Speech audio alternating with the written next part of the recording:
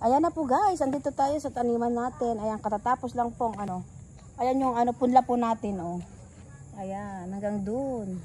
Kaya naglipat tayo ng ano ngayong kaninang hapon. Ayan, tapos tayo ng medyo gabi na guys. Ayan, ang ating nailipat na punla po guys. Ayan. Ayan po guys, nagabihan na po tayo dito guys. Ayan oh.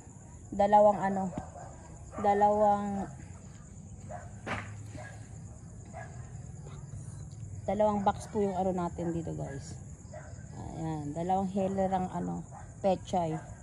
Pero yun pa, paanohin pa natin to. Palalakin to pa rin natin to guys.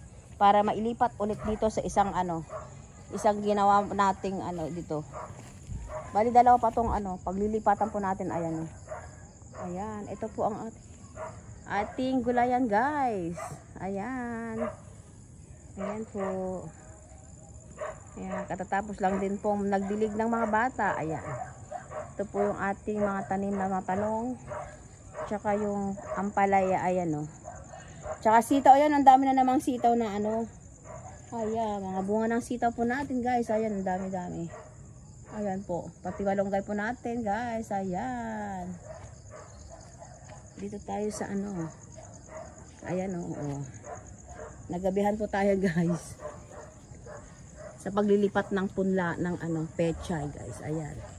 Ating ano, ampalaya. Dyan.